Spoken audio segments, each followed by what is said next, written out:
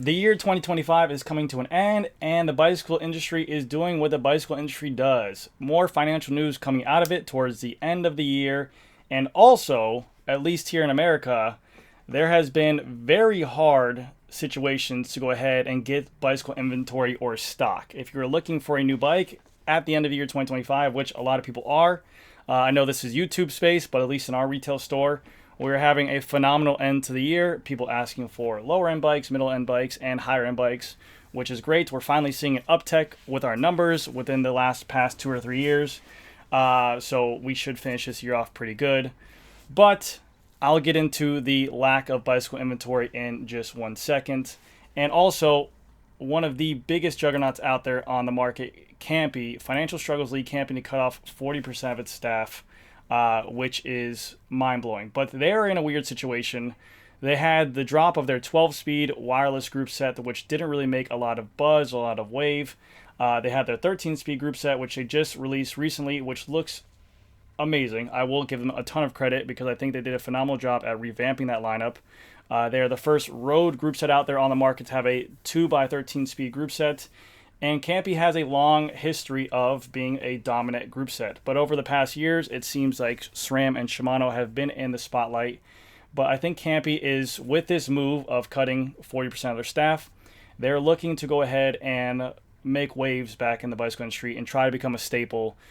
Try to get on manufacturers' stock bikes. Try to get into the lower end to middle end range. For so long, CAMPY was known as the jewelry of the industry, only selling to the premier high-end brands like Pinarello, CAMPY, all the Italian brands, but I think they want to end that. I think they want to go ahead. They still want to have their top of the line lineup, but with the new launch of their 13-speed group set, not only did they make it lighter, not only did they add another gear, but they also made it cheaper than the previous predecessor, and they're looking to come out with a lot of different variations of the group set. I know they're trying to get in the one-by scene. I know they're trying to break off into the middle range market as well, so hopefully they can do that, but I'll talk about CAMPY in just a second. Let's get into the bicycle industry with the inventory levels because, at least in our store and on our side of America, it is tough to find any kind of stock going on right now. And the reason for this is because with all that tariff negotiations, it might not be in Europe or Australia or Asia, but with all that tariff negotiation happening, a lot of these companies, big name brands, Specialized, Colnago, Trek, whoever it might be, sat on their hands and waited to see what was going to happen with the tariff negotiations. Where are they going to go? Because of the fact that politics are politics, at one point, our side said we want a tariff 115%, 150%. And then 4 days later, they're like, oh, we're making ground, we're making waves, we're making a good side of it. Let's see where this goes. So there will be no point for a company to order mass stock to stock the whole country and pay these ridiculous 115 to 150% tariffs on inventory if 2 weeks later they submit the order and that tariff is gone. So they don't want to pay, obviously, any more money than what the bicycle product is. Meanwhile, over in Europe, you're seeing Colnago Y1RS is easily available, readily available, but that is not the case here in South Florida or the entire country. I know that there are some... What the hell is that? I know that there are some people on Y1Ss over here. I know that some people are ordering from Europe to get them over here. I know that some people have been delivered and made true on the Y1RS.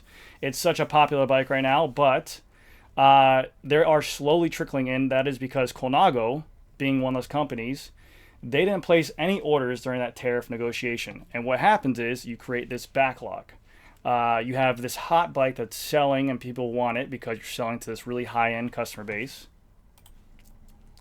And you have a ton of demand for it. Now, if you're waiting to go ahead and place orders, that demand's building up. Bicycle shops are placing their orders to keep stock. Let's say 3, 5, 6, 7 of these bikes in stock. You have sold orders getting there. So customers that placed an order for this bike in May, June, July, whenever it was, are still not seeing delivery on these bicycles. And they are so backlogged that it's just creating this chaos of people ordering the bike, putting a deposit down, paying for it in full at a bicycle store. It be 3 or 4 months. The delivery date is not accurate. It doesn't add up. And then what happens is they cancel it, place it with another store that said they can get it quicker. So this store cancels that order because it's taking too long. And it just creates this whole dang circle of no inventory. We're also seeing on our side as well with Specialized, being that it is the end of the year, it is holiday season, people are looking to upgrade their bikes, buying bikes for loved ones.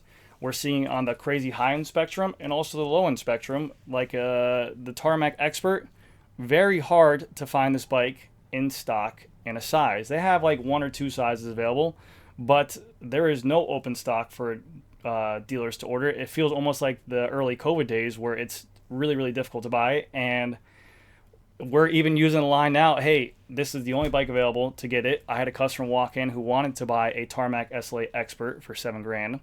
They didn't have it. We had to go ahead and look at a comp and then look at different wheels for it to match it.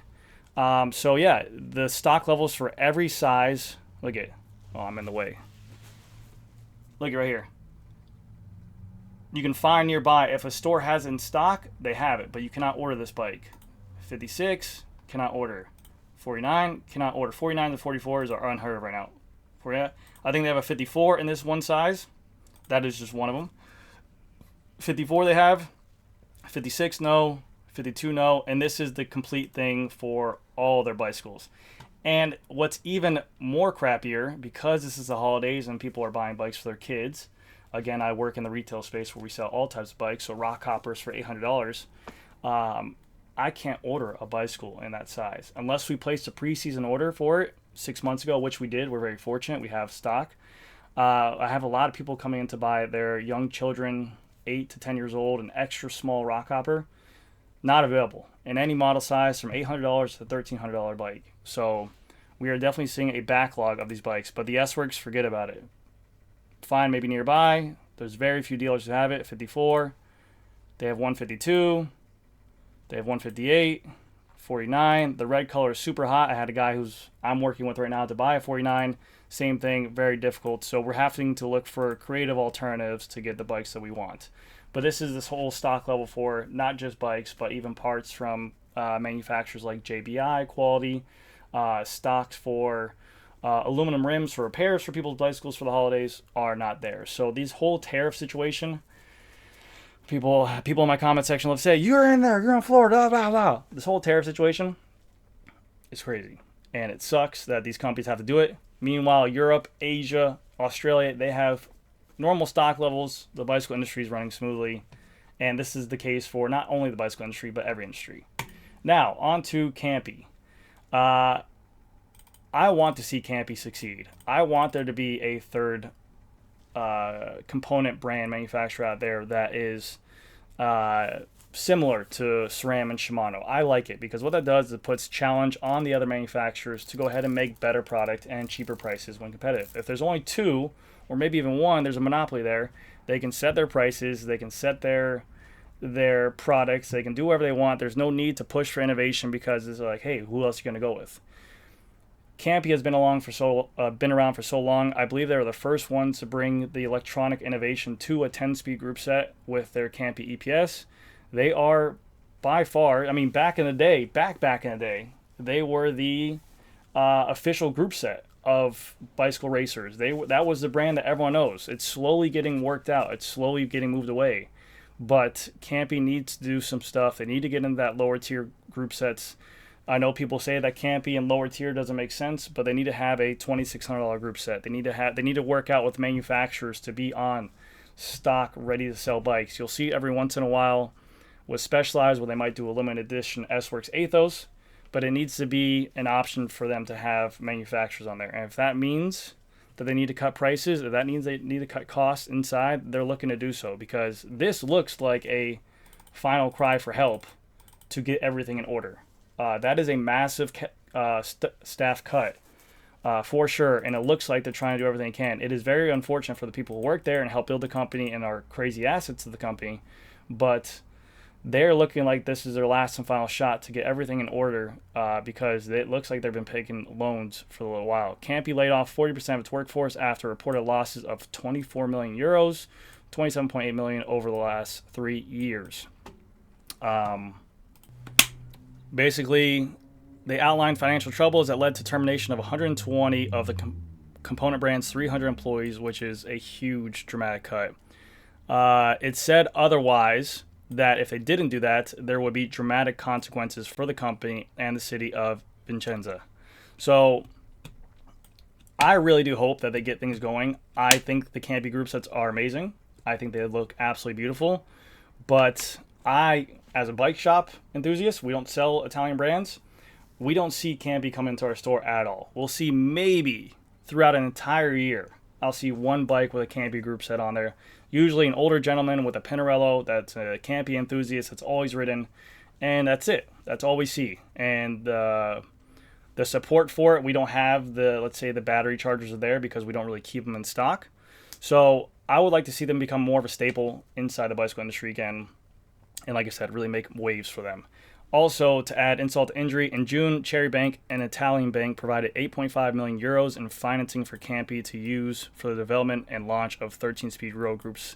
So not only that, they took out a massive loan to go ahead and produce the 13-speed road groups. And they're seeming to, like I said, work this out, go for their final shot. I really hope CAMPY can pull in the right direction. I know that they have big plans coming out for next quarter of next year. I know they have big plans coming out for the future of 2026 as well. But they really do need to get on stock bikes selling. And what I mean by stock bikes is like this is a S-Works with SRAM Red. They need to get on stock bikes with brands other than Italian brands with CAMPY options. It's going to be very difficult. You have to be very competitive to beat SRAM and Shimano because obviously this is all about money here. Companies want to go ahead and get the best price group sets to stock with their bikes, so they need to be competitive and they need to get in there. And even if it's a struggle, they need to go ahead and get on some stock bikes for sure. So anyways, guys, let me know what you guys think about this situation. Hopefully these tariff things level out. I'm exhausted of it. I'm tired of hearing about it. I've even heard that January 1st there are going to be more tariff increase for the bicycle industry in certain aspects, but I've seen SRAM Red chains go from $80 up to $110. I've seen their power meters go from $880 to now $990. So with all this steel, aluminum stuff going on, it is exhausting. It is tiring telling customers that it is raised in money. It is tiring of me paying costs that are more expensive than what they should be. And I've even had Canadian customers who used to come down to our country to buy bicycles because it was cheaper at that time because of the exchange rate from their Canadian dollar to our US dollar, say that now at this point for the first time in a long time that their Canadian price bikes are cheaper than the American bikes over here because of the tariffs. So that is not fun at all. Anyways, guys, let me know what you guys think. Thank you again so much for watching. I'll see you guys in the next one.